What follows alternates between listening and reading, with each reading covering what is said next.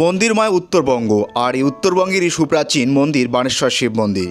ধর্মীয় আবেগের পাশাপাশি এটি একটি জনপ্রিয় পর্যটন স্থল। আর পবিত্র শিবরাত্রি উপলক্ষে প্রতি বছরের নয়, এবারও ভক্তদের ঢল নেমেছে বানেশ্বর শিব মন্দিরে।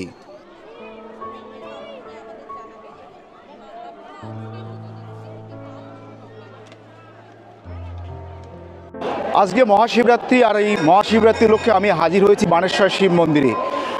কুচবিহার আলিপুরদুয়ার প্রধান সড়কের মধ্যবর্তী গ্রাম বানেশ্বর। এই বানেশ্বরে অবস্থিত বানেশ্বর শিব মন্দির। ইতিহাস থেকে জানা যায়, প্রাচীনকালে বানাসুর নামে কোনো এক দৈত্য এই লিঙ্গটি স্থাপন করেছিল এবং পরবর্তীকালে খেমরাজ নীলাম্বর কিন্তু এই মন্দির নির্মাণ করেছিলেন। সুপ্রাচীন বানেশ্বর শিবের উল্লেখ রয়েছে কালিকা পুরাণ, যোগিনীতন্ত্র ও লিঙ্গ পুরাণেও।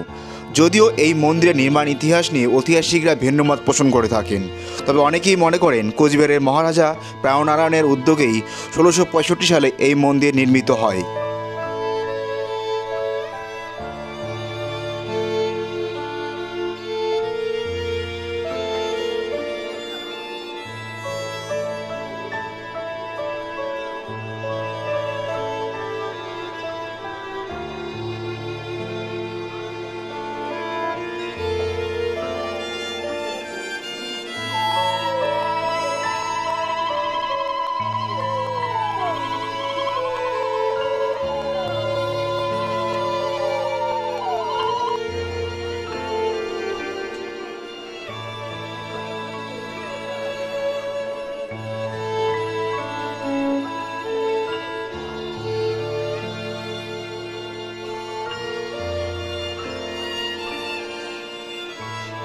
রাজ আমলে নির্মিত এই বানেশ্বর শিব মন্দির বর্তমান দেবোত্তর ট্রাস্ট দ্বারা পরিচালিত।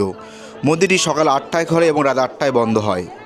বানেশ্বর শিব মন্দিরে শিবলিঙ্গটি প্রধান দালান থেকে প্রায় 10 ফুট নিচে অবস্থিত।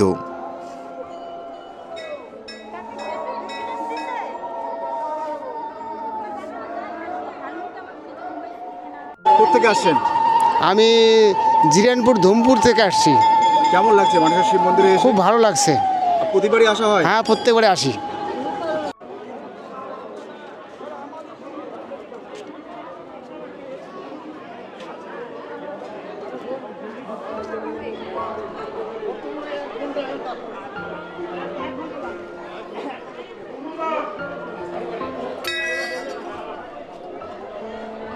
মূল আরাধ্য শিবলিঙ্গের পাশাপাশি এই মন্দিরে লক্ষ্মী, সরস্বতী, গঙ্গা, যমুনা ও ধেনী শিব মূর্তি এবং অর্ধনারীশ্বর মূর্তিও পূজিত হয়ে আসছে।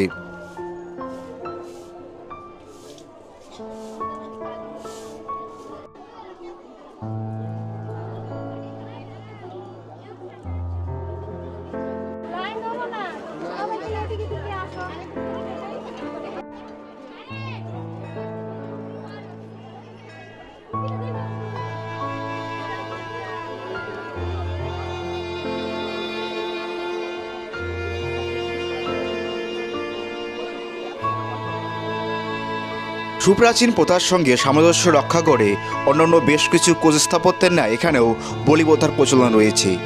রাজ আমল থেকে বিভিন্ন বিশেষ তিথিকে কেন্দ্র করে বিভিন্ন প্রাণীর বলি প্রথা সাড়ম্বরে পালিত হয় এবং সেই অনুষ্ঠানকে কেন্দ্র করে জনজোয়ারও ঘটে।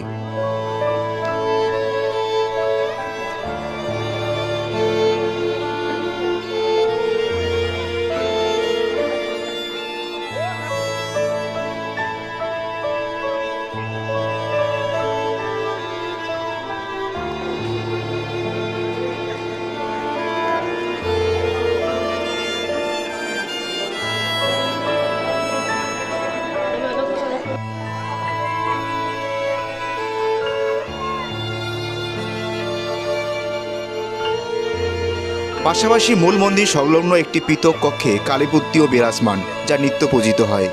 প্রতি অমাবস্যা, সংক্রান্তি ও বাৎসরিক কালী পূজার সময় ধুমধাম সহকারে বিশেষভাবে পুজো হয়।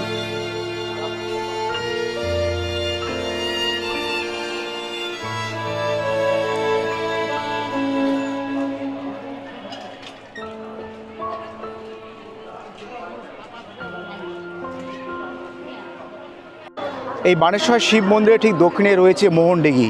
আর এই মোহনডিঘি কুচবিহারের মহারাজ প্রাণনারায়ণ কিন্তু এই দিঘি নির্মাণ করেছিলেন এবং এই মোহনডিঘিতে অনেক কিন্তু কচ্ছপ রয়েছে।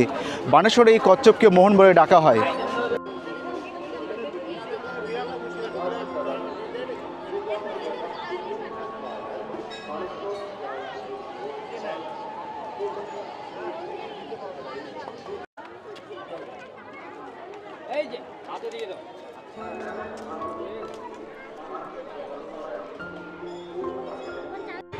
বানেশ্বর মোহন দিঘির মূল অ্যাট্রাকশন কিন্তু এখানকার কিন্তু মোহন বা কচ্ছপ, আর এটি দেখার জন্য অনেকেই কিন্তু এই দিঘির পাড়ে ভিড় করে থাকেন।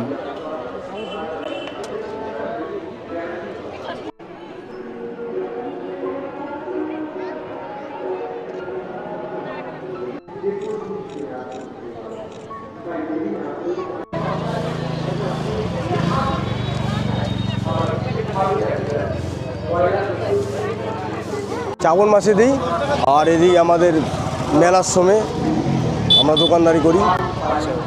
কেনাকাটা কেমন হয়? ভালোই হয়, প্রচুর ভক্ত আসে বাইরের থেকে প্রচুর।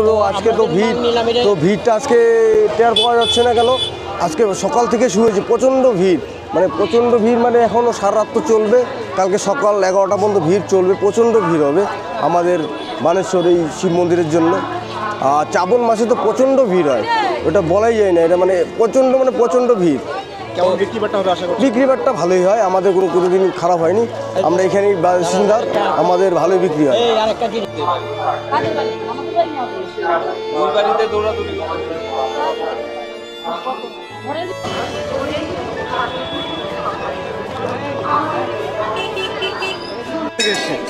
আমি তো কুচবিহার থেকে এসেছি।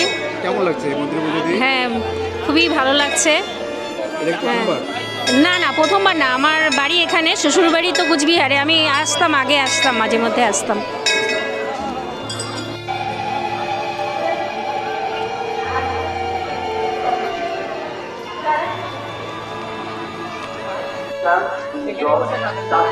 শিবরাত্রির বিশেষ তিথিতে ভক্তরা মন্দিরে পুজো দেওয়ার পর ভান্ডারা থেকে বিনামূল্যে মহাপ্রসাদ ভক্তি ভরে গ্রহণ করছেন।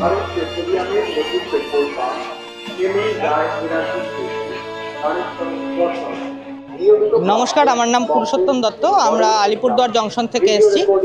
আমরা দত্ত ভান্ডারা নামে এখানে আজকে পবিত্র শিবরাত্রির দিনে এখানে ভান্ডারার আয়োজন করেছি। আমরা বিগত 2 বছর ধরে এখানে ভান্ডারা করছি। এর আগে আমরা অন্যত্র কোথাও করতাম, এখন বিগত 2 বছর ধরে এখানে বানেশ্বর শিব মন্দিরে আমাদের দ্বিতীয় বছর। এবার গত বছরও আমাদের এখানে প্রায় 4000-এর ওপরে পুণ্যার্থীরা তারা প্রসাদ পেয়েছেন ভোলে বাবাকে জল ঢালার পরে।